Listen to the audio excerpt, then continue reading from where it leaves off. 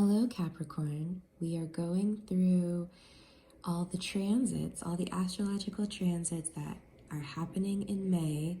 And I pulled some tarot cards for you so you can get a better idea of how these energies are going to influence you and your frequencies and your actions.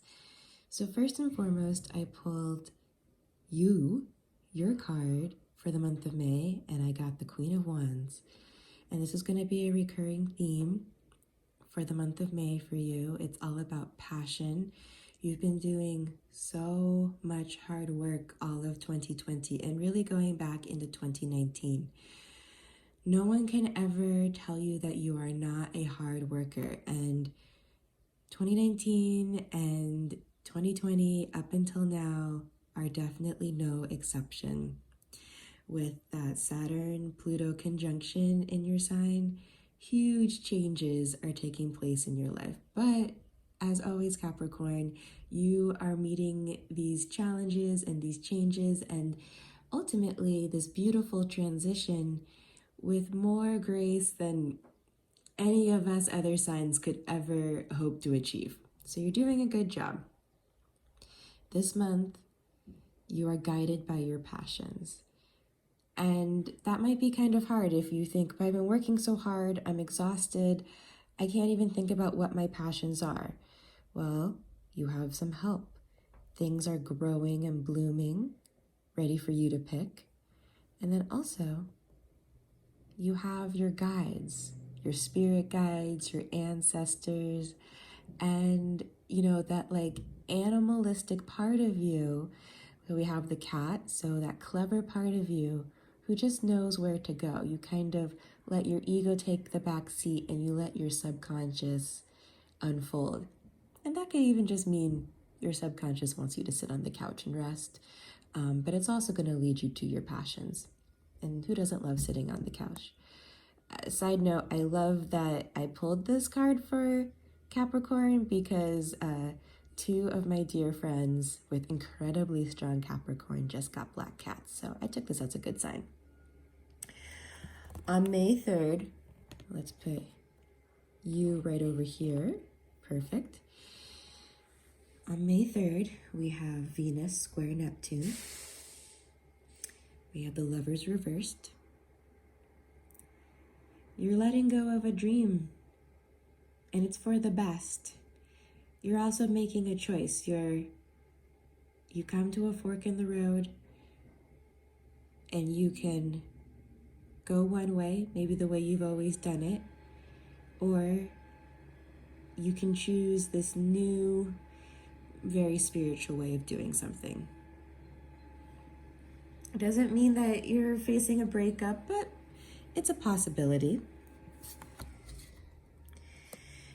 Because it ties to the Three of Cups reversed on the Scorpio full moon on May 7th.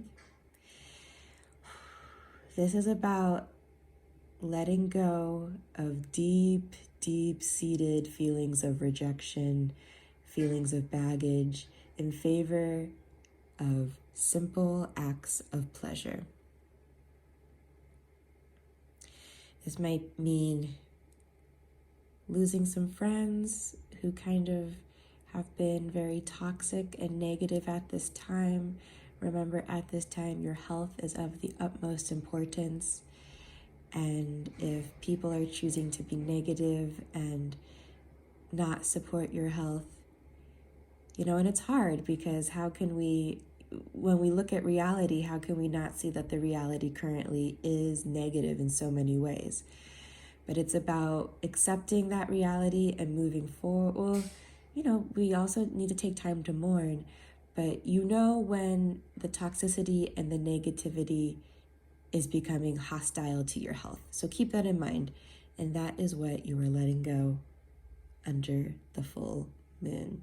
You want your soul to be able to shine during this full moon. So let go of anything that hinders that.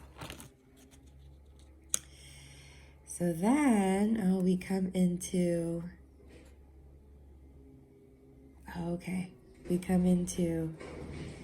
Mars going into Pisces on May 12th.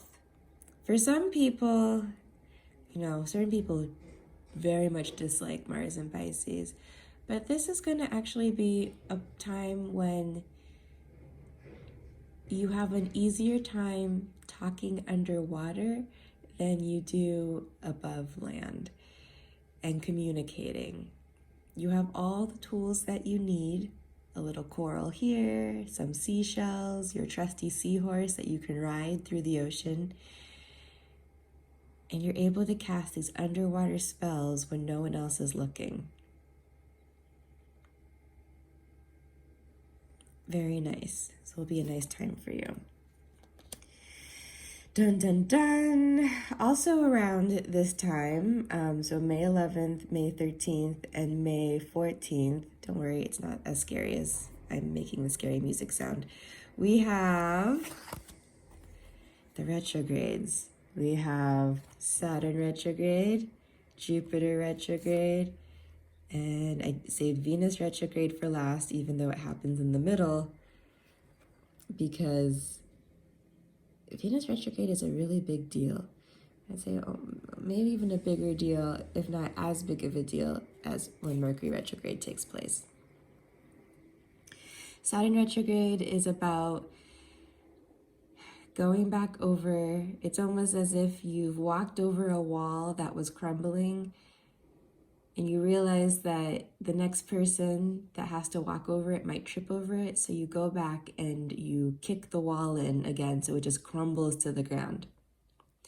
And this is really about staying, and making the choice to go back and kick that wall over. You don't just say, oh my gosh, I'm too busy, I'm too scared, I can't go back and fix that for the next person. This is about staying and going back and making sure the next person doesn't have it as hard as you've had.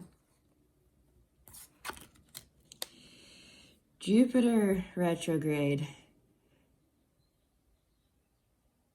It's kind of about seeing where there's been a lack of generosity. With the Eight of Swords reversed, it's about letting yourself no longer feel trapped in a space where you thought you couldn't get out of. Even if you can't particularly escape right now, this is about making a plan. It's going to be a great adventure of how you're going to get out of this one, how you're going to Houdini your way out. And then with Venus retrograde, Capricorn, I want you to be very wary of narcissists in your life who are trying to suck and drain you, because you are a hard worker, you are very responsible, and we need responsible people at this time. But there might be someone in your life who is not wanting to do the hard work of all that is going on, of rising to the occasion, and they want to lean on you for emotional support. Just say no. Okay, isn't it interesting how you have a little lizard who meets up with the cat? And also maybe this is the time I'm thinking of Rob in High Fidelity. It stars Zoe Kravitz, and how she's going back over and thinking about all of her past loves. Okay, that's just a very Venus retrograde thing to do. And then the King of Wands just, represents all of those old lovers and what have you learned from them so you can move forward in your life. Okay, so that's the retrogrades. You will be okay. It will be okay. And don't freak out about the Devil card. It's like the Death card or the Tower card. And as we are going through just real life right now, sometimes you have to go through some hard stuff. You got to go into the cocoon and it's really dark before you can pop out and be a beautiful butterfly. And it's appropriate because this goes with the Pluto energy of the Sun connecting with Pluto and Jupiter. It connects with Pluto on the 15th and Jupiter on the 17th. And you're going to be, it's like this, the evils of comfort. And I'm not talking about resting when you need to rest. It's about choosing a situation that is mediocre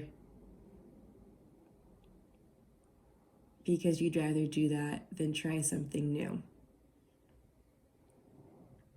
And it's not even about jumping onto that new thing right now. It's about planning and releasing for the new moon on the 22nd, where you'll be able to start that new journey. And I always like that their chains, yes, they have chains around their neck, which is very disturbing, but they're looser than they appear. And the devil's up here. You know, they do have the chance to run away. So there, again, we have these themes of passion, we have these themes of escaping, but leaving the space that you were escaping better than you found it for the next person. And then Gemini season starts on June 20th, and things are going to start looking up. You're actually going to feel this overwhelm of abundance. So many choices. Which cup are you going to pick? Which one really soothes you emotionally? You kind of can't go wrong. You just got to pick one. And then the new moon, with the moon reversed, again, you've done all this work. It is time to step into the light. It is time to step onto that path under just this beautiful blanket of stars that are glittering and shining on the night of the full moon because the moon itself is dark. And you are on your way. Just putting one foot in front of the other. You've got this, Capricorn. Remember, you are the Queen of Wands.